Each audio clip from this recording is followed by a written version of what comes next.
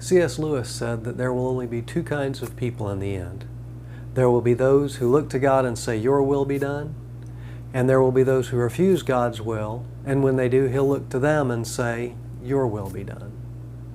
This is why souls go to hell. Not because God sends them, not because He wants to punish disobedient sinners, but because when given the choice between life and death, people freely prefer death and separation from God. And God never forces His will on us. He will not make us what we do not want to be, but He will accommodate those who refuse Him, and hell is the only other alternative.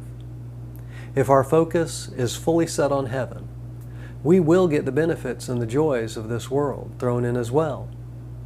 But if our focus is only on the things this life can offer, we'll miss out on both. The joys of this life will always seem just out of reach, and eternity in God's presence will be an impossibility as well. The wrath of God is real, but it's not a certainty unless we choose that path for ourselves. Now, this is not simply a New Testament truth. Both Moses and Joshua knew the power and consequences of our choices. Moses said in Deuteronomy 30:19, "I call heaven and earth to record this day against you, that I have set before you life and death, blessing and cursing. Therefore choose life, that both thou and thy seed may live."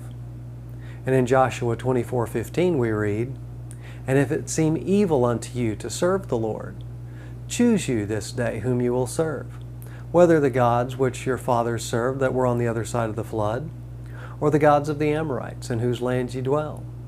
But as for me and my house, we will serve the Lord." The wrath of God remains an option today. It's not God's will that any should perish, but that all would come to repentance. Also consider that even Pharaoh, who was bound and determined to keep the Jews captive, was given multiple opportunities to turn from his poor choice, even while God knew that he would ultimately refuse the best option for himself and his country. If God was so merciful to a man who was bent on opposition to himself, how many more opportunities will He offer to us, knowing of our eventual repentance? How merciful He is to allow a little suffering in this life in order for us to escape an eternity of unimaginable torment. Certainly, as we look back on the failures of God's people, we can see an increase in the intensity of His guidance as they continued to refuse His instructions. At first, He simply sent the prophets to warn them of the dangers in their actions. As time went on and their refusal to submit continued, their troubles increased.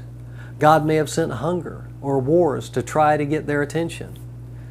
As they denied the source of their troubles, God sent more prophets and greater troubles, all in an effort to help them understand the seriousness of their situation and their impending doom. Their troubles culminated with exile and torment in the land of the enemy. This was not without purpose.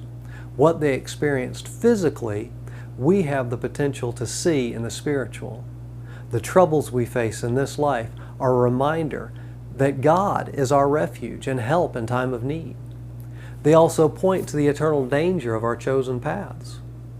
What we choose now will determine what we experience later. God's wrath is not a foregone conclusion.